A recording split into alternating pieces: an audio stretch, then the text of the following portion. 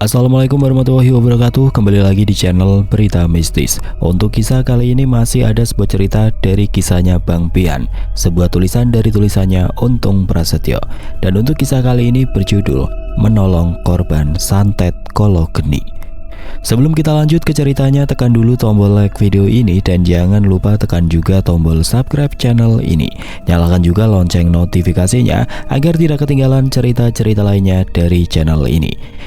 Buat teman-teman yang pengen belanja-belanja, nanti silahkan saja klik etalase yang ada di pojok kiri bawah, atau teman-teman bisa kunjungi link pembelian yang ada di kolom deskripsi. Dan seperti apa untuk kisah kali ini, langsung saja kita masuk ke ceritanya.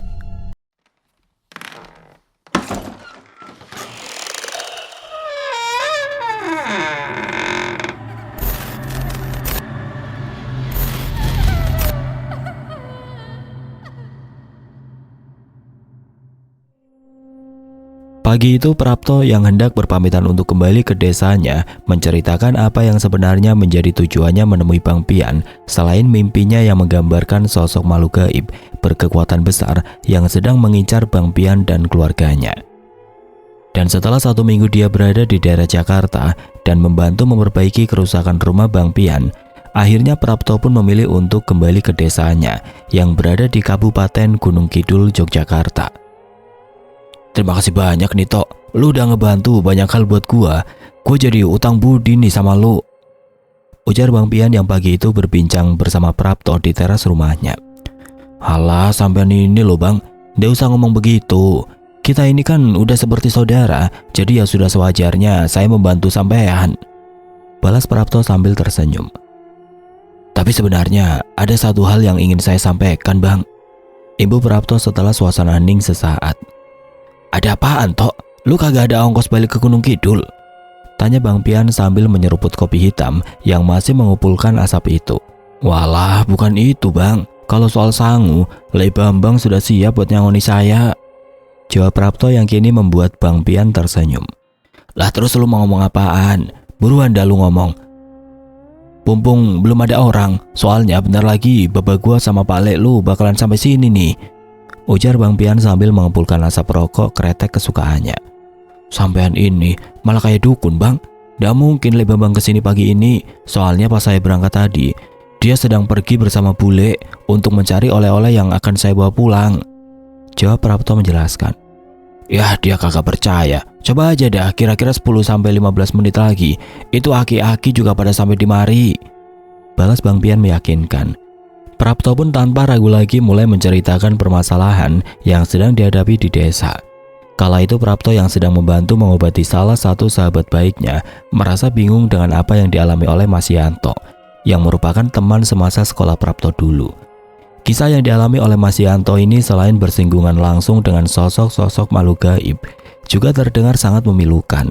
Bagaimana tidak, sebagai seorang suami yang setia dan bertanggung jawab penuh kepada keluarganya, Mas Yanto harus mengalami luka batin yang sangat dalam akibat sebuah pengkhianatan dan juga sandiwara dari pihak keluarga istrinya, sehingga dia harus berpisah dengan anak sematawayangnya yang sudah duduk di bangku sekolah menengah.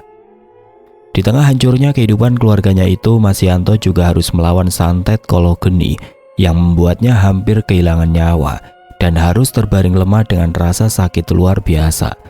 Selama beberapa waktu Prapto melanjutkan ceritanya dengan raut wajah yang penuh beban, seolah mengingat kembali penderitaan sahabatnya itu. Kehidupan yang awalnya berjalan tenang bagi Mas Yanto berubah drastis ketika konflik dengan keluarga istrinya mulai muncul. Ketegangan yang berkepanjangan akhirnya memuncak, dan dengan perpisahan yang tidak hanya merenggut kebahagiaan rumah tangganya, tetapi juga memisahkan Mas Yanto dari anaknya yang sangat ia cintai. Dalam kondisi mental yang terpukul, cobaan baru datang menghampiri. Mas Yanto mulai merasakan gejala aneh, badannya lemas tanpa sebab, disertai rasa panas yang membakar dari dalam tubuhnya, terutama di area dada dan perut. Tidak hanya itu, setiap malam ia sering mendengar bisikan-bisikan misterius, diikuti dengan bayangan hitam yang seolah mengintai dari sudut-sudut gelap rumahnya. Awalnya ia berpikir itu hanya halusinasi akibat stres, namun rasa sakit yang dirasakannya semakin tidak tertahankan. Setelah meminta bantuan seseorang yang memiliki pengetahuan spiritual, Mas Yanto diberitahu bahwa ia sudah menjadi korban santet kologeni, sebuah ilmu hitam yang sangat berbahaya. Santet ini dikenal dengan kekuatannya yang membakar tubuh korban dari dalam dan seringkali meninggalkan penderitaan fisik serta mental yang mendalam pada korban. Orang yang membantu Mas Yanto tersebut menyarankan agar Mas Yanto segera mencari pertolongan spiritual lainnya. Karena jika dibiarkan, kologeni dapat mengakibatkan kematian yang menyakitkan. Namun perjuangan Mas Yanto melawan kologeni tidak semudah. Setiap kali ia mencoba mencari pertolongan, ia menghadapi gangguan gaib yang semakin besar. Seolah ada kekuatan yang ingin menghalanginya untuk sembuh. Bahkan di malam-malam tertentu, ia bermimpi didatangi sosok pria berjubah hitam dengan mata merah yang menawarkan keselamatan sebagai imbalan atas pengabdian. Meski dalam keadaan lemah, Mas Yanto dengan tegas menolak tawaran itu. Ia memilih bertahan dengan segala penderitaannya daripada menyerah pada kegelapan. Prapto juga menjelaskan bagaimana ia akhirnya bertemu dengan Mas Yanto ketika kabar tentang penderitaannya tersebar di desa tempat tinggalnya. Sebagai seorang sahabat lama, Prapto merasa terpanggil untuk membantu. Ia pun mulai mendatangi rumah Mas Yanto yang berada di kecamatan lain di Gunung Kidul. Waktu saya sampai di rumah teman saya itu, Mas, saya bertemu juga dengan teman saya yang sama-sama tinggal di desa itu, Bang. Saat itu dia mengaku sedang membantu Mas Yanto untuk mengeluarkan benda yang sudah tertanam di tubuhnya. Ujar Prapto menjelaskan. Nah terus gimana? Bukannya lu udah bisa nanganin masalah-masalah yang kayak begitu, toh? Tanya Bang Pian penasaran. Nah setelah saya telusuri, permasalahannya itu berasal dari teman saya yang satunya lagi, Bang. Orang itu berpura-pura mengobati Mas Yanto, padahal dia sendiri yang mengirim santet kepada sahabat saya itu, Bang. Waduh, gue jadi bingung nih, Tok. Coba kalau cerita yang runut, Tok. Kalem saja, kalem. Jangan buru-buru. Terus pakai tanda baca titik sama koma, Tok. Ujar Bang Pian yang belum mengerti permasalahan yang sedang dihadapi oleh Prapto. Jadi gini, Bang. Saya punya teman saya dulu satu sekolah dengan saya waktu saya SMP. Nah, teman saya yang sakit ini namanya Mas Yanto. Dan yang pura-pura ngobatin ini namanya Hendro, Bang. Ujar Prapto menjelaskan. Nah oke dah, gue mulai paham nih. Jadi si Yanto pisah sama istrinya, terus dikirimin guna-guna sama si Hendro ya? Iya kan? Intinya begitu kan? Balas Bang Pian dengan antusias. Betul, Bang, kurang lebih seperti itu garis besarnya. Seru Prapto sambil menganggukkan kepalanya. Akan tetapi belum tuntas Prapto menjelaskan, tiba-tiba terdengar salam dari arah pintu pagar rumah Bang Pian. Dan benar saja apa yang dikatakan oleh Bang Pian, jika sebentar lagi Baba Ali dan juga Pak Bambang akan datang ke rumahnya. Tuh kan, apa kata gua? Beneran datang kan tuh aki-aki? Lu kagak percaya sih, Tok? Ucap Bang Pian yang langsung berdiri menyambut kedatangan Baba Ali dan juga Pak Bambang. Pagi-pagi udah pada kongko aja lu berdua, bukannya beberes malah pada ngobrol aja. Ucap Baba Ali sambil menatap ke arah Bang Pian dan juga Prapto bergantian. Lah Baba, pagi-pagi udah ngider aja, kayak Kang Sayur yang pakai gerobak. Balas Bang Pian yang tidak mau kalah dengan Baba Ali. Bisa aja lu ketua paguyuban demit. Bikinin gua kopi dah, sama teh tubruk buat Mas Bambang. Pinta Baba Ali yang langsung duduk di kursi tamu tempat Bang Pian duduk sebelumnya. Ya, cerita lu bakalan bersambung part 2 dah, Tok. Ucap Bang Pian sambil berjalan masuk ke rumahnya untuk membuatkan Baba Ali kopi hitam kesukaannya dan teh tubruk yang biasa diminum oleh Pak Bambang. Emang ada apaan, Tok? Kayaknya ada cerita seru nih, pakai bersambung segala. Udah ceritain aja, biar Baba sama Mas Bambang tahu ini cerita dari pesisir Laut Selatan. Tanya Baba Ali yang membuat Prapto tersenyum. Dah, aki-aki moto aja urusan anak muda ya. Mulain kayak wartawan koran dah, nanya-nanya mulu. Celetuk Bang Pian dari dalam rumahnya. Ya biar kata kita kagak ngerti, tapi kita juga ngebantu banyak, Yan. Bukan begitu, Mas Bambang? Balas Baba Ali yang tidak mau kalah dengan Bang Pian. Tidak lama berselang, Ardi pun datang ke rumah Bang Pian. Sahabat baik dari Bang Pian itu juga hendak berpamitan kepada Bang Pian, Baba Ali, Intan serta Maela. Hari itu dia harus kembali ke Jawa Tengah karena dia masih harus mengurus surat-surat penting untuk mendaftarkan diri sebagai pengajar di salah satu pesantren modern yang ada di daerah Jakarta. Nah begitu dong, Di. Kerja mah kagak usah jauh-jauh, kesian sama orang tua lu, apalagi lu kan anak tunggal. Mending lu cari kerja di sini dah, biar sekalian ngerawatin orang tua. Ujar Bapak Ali yang merasa senang ketika mendengar Ardi akan berhenti mengajar di pesantren yang ada di daerah Jawa Tengah dan akan kembali ke Jakarta. Setelah beberapa saat berbincang, Bang Pian yang tahu kegelisahan hati Prapto pun meminta Ardi untuk membantunya. Kala itu Bang Pian yang tidak dapat membantu Prapto secara langsung mengusulkan agar Ardi datang ke Gunung Kidul setelah urusannya selesai. Gue bukannya kagak mau Tok, tapi kan lu tahu gue udah banyak izin di kesatuan gue. Jadi mau gak mau gue harus ngegantiin jadwal dinas teman-teman gue yang kemarin nge-backup gue waktu gue sakit. Ujar Bang Pian menjelaskan. Iya bang, gak apa-apa. Kalaupun memang Ardi juga ndak bisa, biar saya sendiri yang menyelesaikan urusan ini. Balas Prapto yang wajahnya terlihat berubah seketika. Emang ada apaan sih? Kayaknya pada serius banget lu. Udah kayak pejabat yang mikirin negara lu, Yan. Sambung Bapak Ali yang sebenarnya merasa penasaran dengan apa yang disembunyikan oleh Prapto. Lagian timbang jadi centeng aja, pakai bilang kesatuan segala. Kayak banget lu, Pian.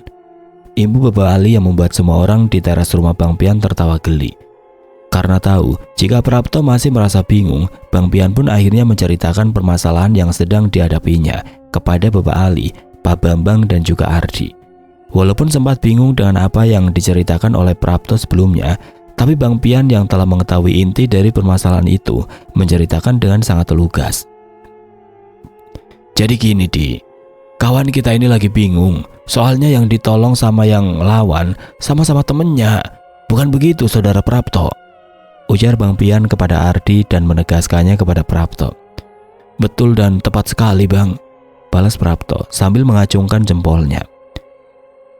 Gua kagak habis pikir, sampai segitunya itu orang ya.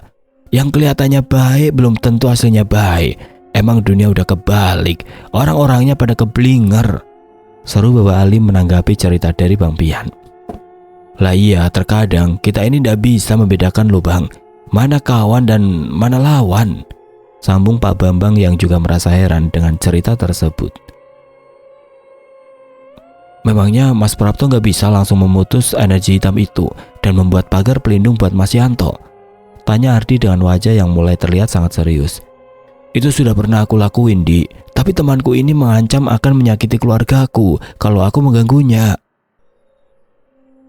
Terus karena itu toh, lo takut? Tanya Bang Pian dengan wajah tegasnya. Loh bukan begitu bang, selain dia mengancam seperti itu, sebagai teman lama dia juga meminta saya untuk tidak ikut campur dalam urusan ini. Terus terang saya bingung bang, balas Prapto menjelaskan. Ini nih yang perlu dilurusin. Sebagai orang yang punya kemampuan dalam hal apapun itu, lu jangan ragu toh. Katakan yang benar itu benar dan yang salah itu salah. Yang hak itu harus dibela dan yang batil harus ditumpas. Seru Bapak Ali yang membuat Prapto terdiam 1000 bahasa. Mau teman baik kek, mau saudara kek, mau siapa saja, kalau salah ya harus dikata salah toh, jangan dibela, jangan diumbar aja. Lu kata kambing diumbar di kebun apa di lapangan rumput, dia bisa nyari makan sendiri. Imbu Bapak Ali yang membuat Ardi dan Pak Bambang tersenyum. Tuh toh, dengerin apa kata bapak gua. Biar begini juga, dia ini muridnya Haji Belil yang paham ilmu-ilmu agama. Balas Bang Pian kala itu. Saya ngerti, Mas Prapto ini sedang mengalami dilema. Di satu sisi kawan harus ditolong dan di sisi lain teman harus dilawan. Sambung Ardi yang membuat Prapto mengangguk. Jah, dilema. Kayak makan buah semalakama ya Di. Dimakan bapak mati, nggak dimakan bapak kawin lagi. Balas Bang Pian yang membuat Pak Bambang dan juga Prapto tertawa lepas. Dasar bocah geblek.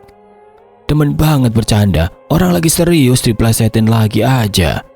Ucap Bapak Ali sambil mengayunkan peci hitamnya ke arah kepala Bang Pian. Setelah berbincang cukup lama dan hari pun semakin beranjak siang, akhirnya Ardi pun mau membantu Prapto menangani permasalahan yang membuatnya bimbang itu. Sementara itu dengan berat hati Bang Pian memutuskan jika dia tidak dapat ikut dalam menghadapi persoalan rumit itu.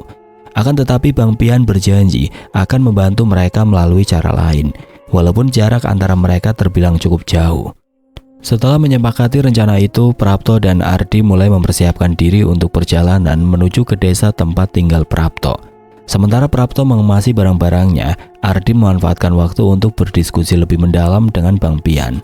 Ia ingin memastikan semua persiapan telah matang, terutama karena kasus yang akan mereka hadapi melibatkan tidak hanya gangguan gaib, tetapi juga konflik batin yang mendalam bagi Mas Yanto. Ardi paham, persoalan ini lebih rumit dari sekedar melawan sosok makhluk gaib, akan tetapi ada luka emosional dan spiritual yang harus dipulihkan. Meski tidak bisa ikut bersama Ardi dan Prapto, tapi Bang Pian berjanji akan terus memantau situasi melalui ritual meditasinya. Selain itu, ia menyarankan agar mereka mendekati masalah ini dengan kelembutan dan kesabaran, mengingat kondisi Mas Yanto yang rapuh akibat tekanan fisik dan emosional. Ketika persiapan selesai, Prapto dan Ardi berpamitan kepada Bang Pian. Dengan hati yang berat, Bang Pian melepas kepergian mereka. Namun ia yakin bahwa keputusannya untuk tetap berada di tempatnya adalah yang terbaik untuk saat ini. Ia harus menjaga keseimbangan energi di sekitarnya, terutama mengingat serangkaian peristiwa besar yang baru saja mereka alami. Di sepanjang perjalanan, Prapto dan Ardi banyak berbincang tentang strategi yang akan mereka gunakan.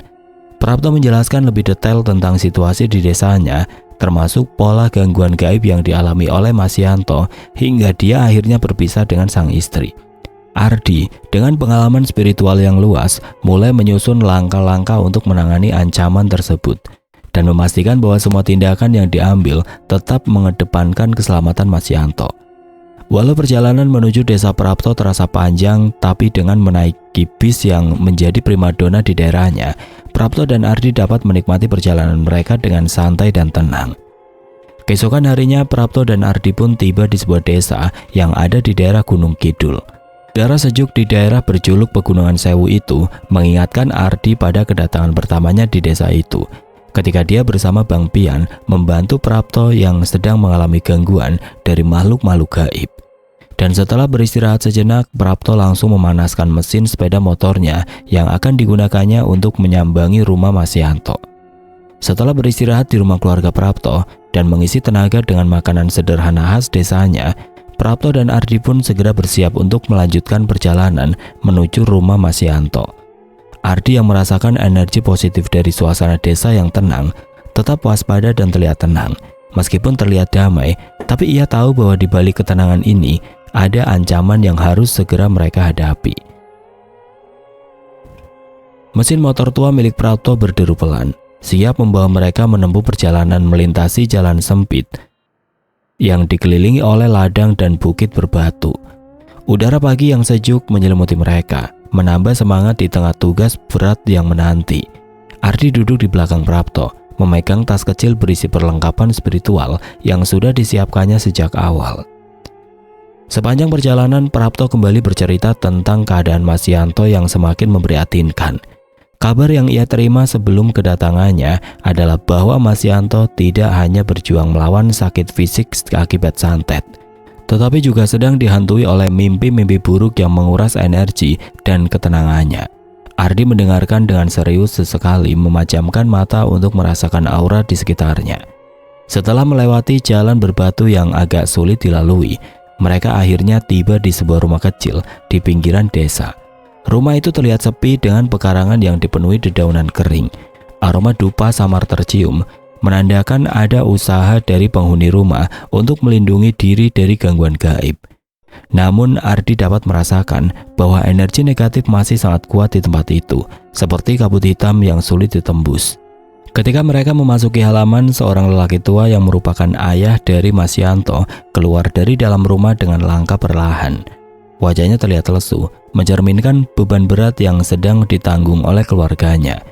Prapto segera menghampiri lelaki parubaya tersebut dan segera memperkenalkan Ardi, serta menjelaskan tujuan mereka.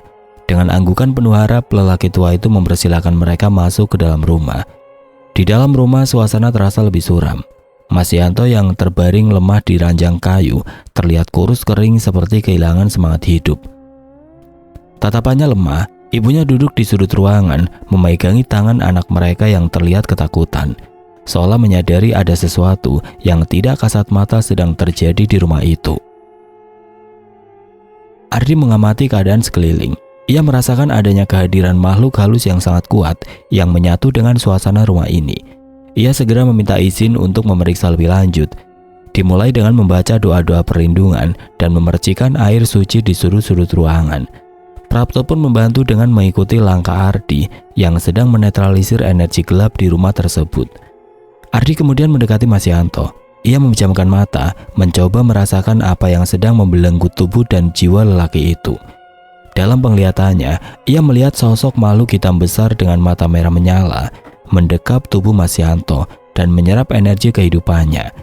Makhluk itu tampaknya sangat kuat karena mendapatkan dukungan dari kiriman santet yang bertujuan untuk menghancurkan Mas Yanto secara perlahan.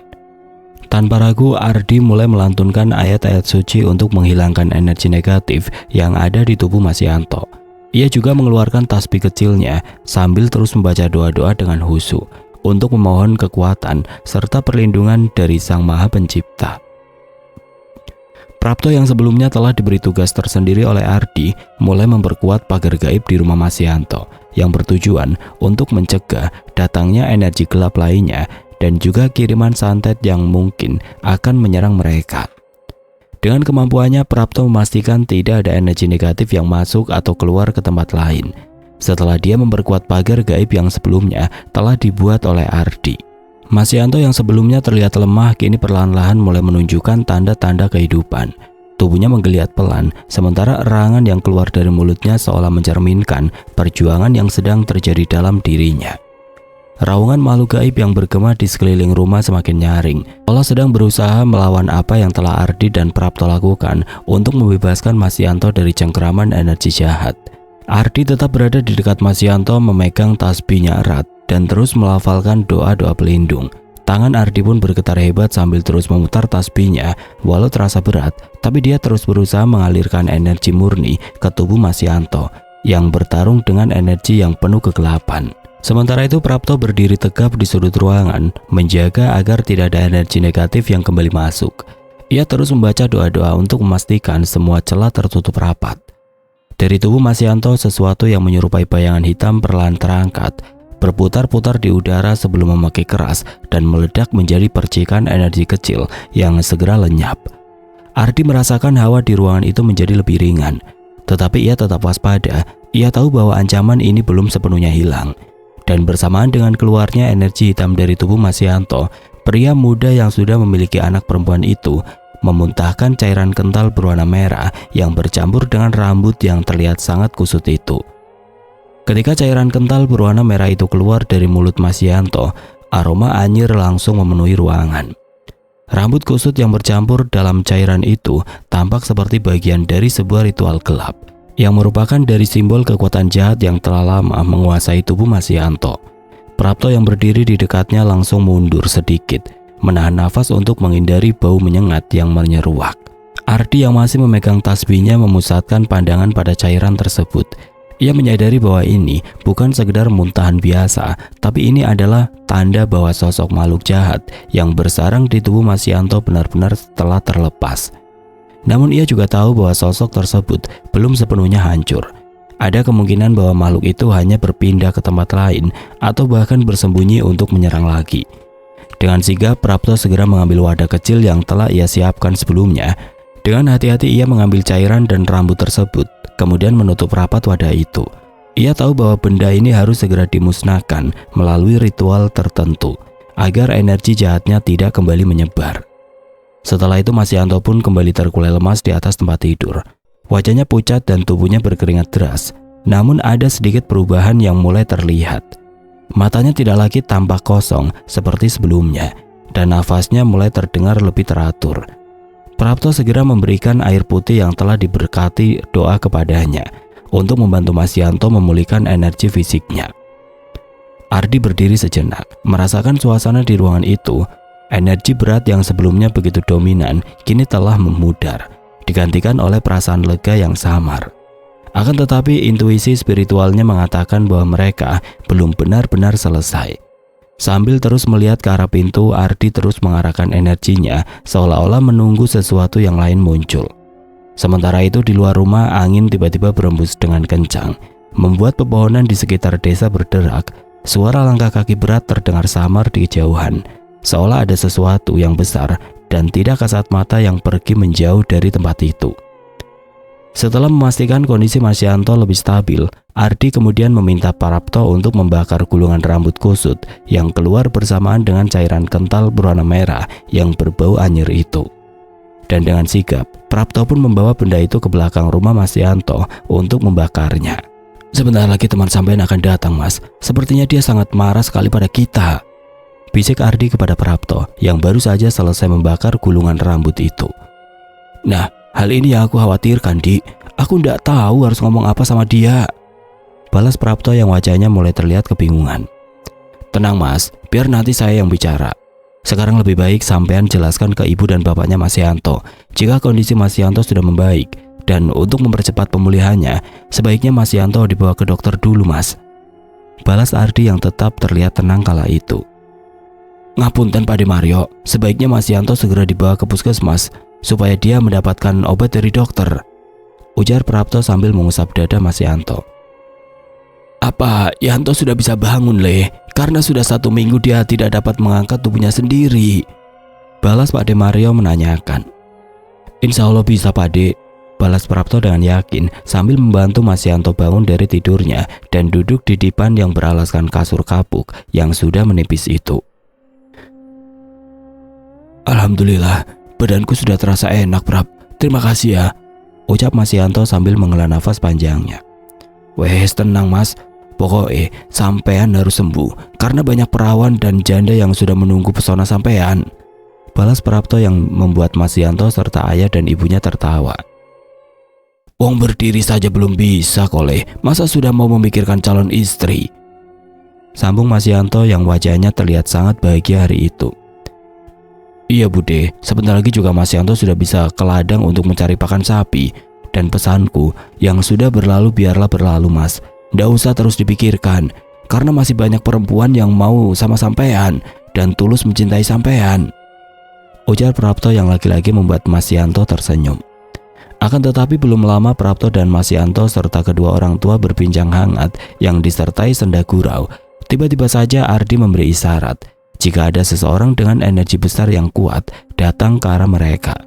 Dan benar saja tidak lama kemudian datanglah seorang laki-laki yang usianya seumuran dengan Prapto dan juga Masyanto. Orang yang terlihat memiliki sorot mata penuh tajam yang menggambarkan kemarahan itu tidak lain dan tidak bukan adalah sosok Hendro yang menjadi penyebab sakitnya Masyanto. Hendro yang diketahui membantu Masyanto untuk mengobatinya ternyata merupakan orang yang membuat Masyanto terbaring lemah dan hampir kehilangan nyawanya. Dengan ilmu hitam tingkat tinggi yang dimilikinya, ketika Hendro melangkah masuk ke halaman rumah Masyanto, suasana yang sebelumnya hangat dan penuh canda tawa tiba-tiba berubah drastis. Energi besar yang dibawanya terasa seperti badai yang menyapu semua kedamaian di sekitarnya. Angin tiba-tiba berhenti, udara menjadi berat, dan hewan-hewan di sekitar mereka seakan merasakan bahaya. Hendro dengan sorot matanya yang tajam dan penuh kemarahan berdiri tegak di depan pintu. Wajahnya mencerminkan perpaduan antara arogansi dan kebencian yang seolah-olah memberitahu jika ia datang untuk menuntaskan sesuatu yang belum selesai. Tubuhnya yang tegap memancarkan aura hitam pekat yang terasa menusuk hingga ke sumsum. Ardi yang telah merasakan kehadiran Hendro sebelumnya berdiri dengan tenang namun siaga.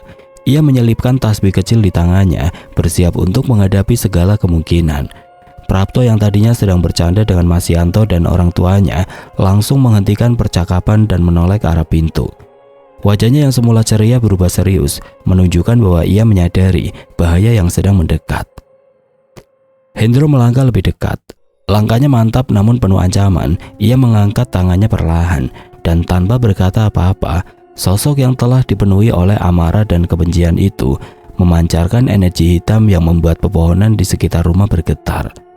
Masyanto yang masih lemah di tempat tidur tiba-tiba menggigil hebat, seolah-olah tubuhnya bereaksi terhadap energi yang telah mengenalnya sebelumnya. Ardi dengan suara tegas namun tenang kembali memperkuat perlindungan spiritual yang telah ia siapkan bersama Prapto sebelumnya. Ia membisikkan doa, membentuk dinding energi tidak kasat mata yang melingkupi rumah. Energi itu melindungi mereka semua dari serangan langsung Hendro. Namun Hendro tersenyum dingin, menyadari bahwa perlindungan itu tidak akan bertahan lama melawan kekuatannya. Ia memusatkan pandangannya pada Masyanto yang kini kembali terkulai lemas, lalu menatap Prapto dan Ardi dengan penuh penghinaan. Tanpa aba-aba lagi, Hendro pun melancarkan serangan pertamanya. Sebuah bola energi hitam sebesar kepalan manusia melesat ke arah pintu rumah, menghantam dinding perlindungan yang dibuat Ardi. Ledakan besar terjadi menyebabkan getaran yang membuat perabotan di rumah bergetar. Namun perlindungan itu bertahan meskipun sedikit retak. Prapto yang melihat situasi semakin tegang segera memusatkan energinya. Dengan tangan terkepal ia menciptakan lingkaran kecil berisi energi putih untuk memperkuat perlindungan pada tubuh Masyanto. Mereka tahu bahwa pertarungan ini bukan hanya soal kekuatan fisik, tetapi juga adu strategi dan penguasaan energi spiritual. Masyanto yang kembali merasakan hawa kematian semakin mendekat, memejamkan matanya dengan lemah. Ia terus berdoa dalam hati agar semua segera berakhir. Sementara itu kedua orang tuanya hanya bisa berdiri terpaku, memeluk satu sama lain sambil gemetar. Tidak memahami sepenuhnya apa yang terjadi, tetapi merasakan bahwa nyawa anak mereka sedang dipertaruhkan. Pertempuran antara kekuatan baik dan jahat itu mulai dengan intensitas yang luar biasa. Setiap serangan Hendro meskipun kuat, tapi dapat dibalas dengan ketahanan luar biasa dari Ardi dan Prapto yang bersatu untuk melindungi Masyanto dan keluarganya. Hari itu menjadi saksi bisu dari perjuangan yang melibatkan tidak hanya fisik, tetapi juga keyakinan dan keberanian di tengah ancaman gelap yang tidak terbayangkan. Akan tetapi tanpa sepengetahuan Hendro, tiba-tiba saja sosok Wiratungga yang sudah berwujud golok kembar melesat dengan cepat ke arahnya. Walau Hendro telah memagari tubuhnya dengan kekuatannya, tapi dia tidak akan mengira jika ada sosok makhluk gaib yang akan menyerangnya dengan begitu hebat. Hendro yang kala itu hanya terfokus untuk menyerang perlindungan Ardi dan Prapto, sama sekali tidak menyadari kehadiran Wiratungga dalam bentuk golok kembar. Sosok makhluk gaib yang sudah bersumpah setia membantu Bang Pian itu melesat dari arah belakang dengan kecepatan luar biasa. Kehadirannya yang hampir tidak dapat terdeteksi itu terlihat seperti bayangan yang menyatu dengan kekuatan alam. Seketika kedua golok kembar itu menyerang Hendro dengan sinergi yang mengerikan. Salah satu golok tersebut memukul pagar energi yang mengelilingi tubuh Hendro dengan kekuatan luar biasa, menciptakan retakan besar yang seketika membuat pertahanan Hendro runtuh. Golok lainnya pun langsung menghantam tubuh Hendro dengan gelombang energi yang terang yang membuatnya terhuyung ke belakang. Hendro terkejut, matanya membelalak saat ia menyadari bahwa serangan tersebut berhasil menembus pertahanannya. Ia menggertakkan giginya, mengerahkan seluruh kekuatannya untuk memulihkan diri. Namun Wiratungga tidak memberinya waktu untuk bernapas. Dengan gerakan cepat, mereka melanjutkan serangan berikutnya, melingkari tubuh Hendro sambil memancarkan energi terang yang membakar sisa-sisa energi hitam di sekitarnya. Raungan kemarahan terdengar dari mulut Hendro yang kini kewalahan menghadapi serangan bertubi-tubi. Ia mencoba melawan dengan memanggil makhluk gaib pelindungnya, tetapi energi yang mengikatnya terlalu kuat. Golok kembar itu menyerang dengan presisi dan kecepatan yang menciptakan serangan tanpa celah yang bahkan Hendro dengan segala ilmunya sulit untuk menghindari. Dengan mata batinnya, Ardi dan Prapto yang menyaksikan pertempuran itu segera memperkuat perlindungan di sekitar rumah.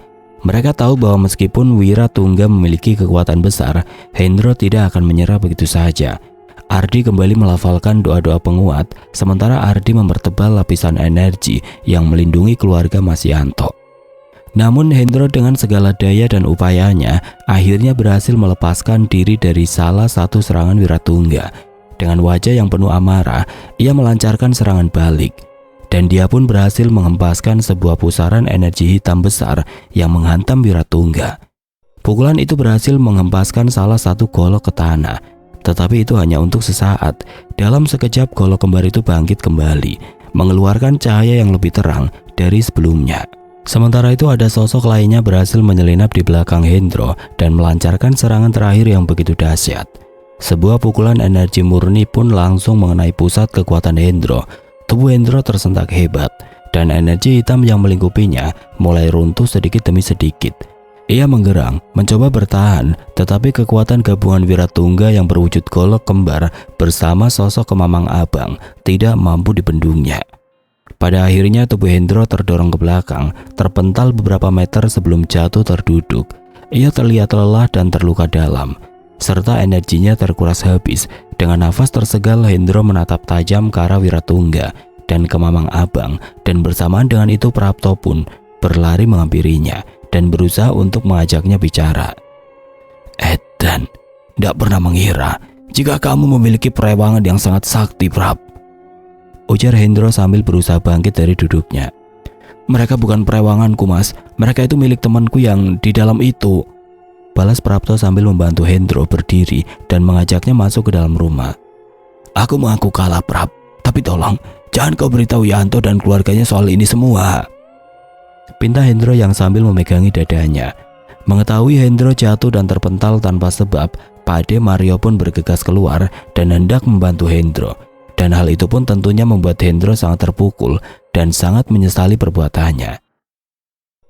"Loh, kamu itu kena, Hen? Kau berdiri lama di pekarangan rumah dan tiba-tiba terjatuh. Memangnya kamu diserang oleh orang yang sedang mengerjai Yanto ya?" tanya Pade Mario yang hanya tahu jika Hendro merupakan teman Yanto yang membantunya mengobati penyakit guna-guna tersebut. "Iya Pak Le, tapi orang itu sudah berhasil dikalahkan Prapto dan juga temannya itu," balas Hendro dengan wajah tertunduk. "Alhamdulillah, syukur kalau begitu. Yang penting kalian semua selamat, Le, dan Yanto juga sudah pulih kembali. Ayo masuk dulu," balas Pade Mario dengan ramahnya. Di rumah itu udara pun kembali terasa sejuk, hawa mencekam yang menyesakkan dada pun sudah sepenuhnya menghilang. Dan ketika mendapatkan kesempatan untuk bicara, akhirnya Prapto dan Ardi pun menanyakan tentang maksud dan tujuan Hendro, sehingga dia tega menyakiti teman baiknya sendiri. "Aku merasa sakit hati, Prap. Setelah lulus sekolah, aku dan Yanto sama-sama bekerja di daerah Temanggung. Dan di sanalah kami berdua mengenal Wuri yang menjadi istri Yanto. Saat itu aku juga menyukai Wuri, tapi Wuri lebih memilih Yanto hingga akhirnya mereka menikah dan pergi merantau ke daerah Sumatera," Ibu Hendro menceritakan. "Aku yang tidak bisa melupakan Wuri yang saat itu sudah menjadi istri Yanto, akhirnya mencari guru spiritual dan belajar banyak tentang ilmu-ilmu kejawen. Karena tujuanku sangat jelas, aku ingin merebut Wuri dari tangan Yanto." "Aku ngerti, Mas. Tapi sekarang kan Mas Yanto dan Wuri sudah resmi bercerai. Lalu mengapa kau masih tega menyakitinya, Mas?" tanya Prapto dengan wajah yang terlihat penuh amarah. "Itu semua aku lakukan karena Yanto masih terus berusaha untuk kembali kepada Wuri," jawab Hendro dengan perlahan. "Lalu apakah penyebab hancurnya rumah tangga Mas Yanto itu sampean juga yang membuatnya, Mas?" tanya Ardi penasaran. "Benar, Mas. Semua itu aku yang melakukannya," balas Hendro yang dengan penuh kejujuran mengakui kesalahannya. "Aku mengirim guna-guna agar Wuri dan keluarganya membenci Yanto. Tapi Yanto yang masih sangat menyayangi Wuri dan juga anaknya terus berusaha mendapatkan mereka kembali dengan mencari orang pintar untuk menghilangkan guna-guna yang aku kirimkan itu. Jadi mau tidak mau aku harus menghabisinya dengan santet kolo geni," ujar Hendro yang akhirnya membuka semua misteri dari sakitnya Mas Yanto. "Sebaiknya sampean mengikhlaskan apa yang memang bukan menjadi milik sampean, Mas. Karena jodoh sudah ada yang menentukan. Mau dikejar sekuat apapun kalau memang sampean tidak ditakdirkan berjodoh dengan orang itu, ya semua akan sia-sia, Mas," ujar Ardi yang mencoba menasihati Hendro. "Betul, Mas. Aku sadar, aku salah, dan aku siap untuk mendapat hukumannya," balas Hendro dengan suara pelan. "Sebaiknya sekarang sampean bantu Mas Yanto memperbaiki hubungan rumah tangganya. Karena saya pikir itu lebih baik daripada sampean meminta hukuman." Setelah menjelaskan semua permasalahan yang terjadi dan juga mengakui semua kesalahannya, Hendro pun mendekati Mas Yanto yang kembali terbaring karena masih merasa lemas. Di saat itu juga Hendro pun melepas semua ikatan santet kolo geni yang masih ada di tubuh Mas Yanto. Dan ketika hari mulai gelap, Mas Yanto pun sudah dapat kembali berbincang-bincang bersama Prapto, Ardi, dan Hendro, serta kedua orang tuanya. Setelah sembuh dari semua penyakitnya, Mas Yanto yang kala itu dibantu oleh Hendro kembali mendatangi rumah mantan istrinya.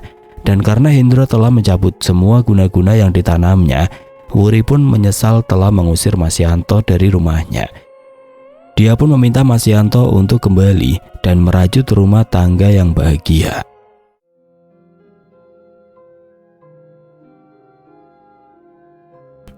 Oke teman-teman, sekian untuk kisah kali ini. Bagaimana menurut kalian tentang kisah ini? Tulis komentar kalian di kolom komentar. Dan buat teman-teman yang baru bergabung, jangan lupa untuk like, komen, share, serta subscribe channel ini. Dan nantikan kisah-kisah horor berikutnya tetap di channel Berita Mistis. Wassalamualaikum warahmatullahi wabarakatuh.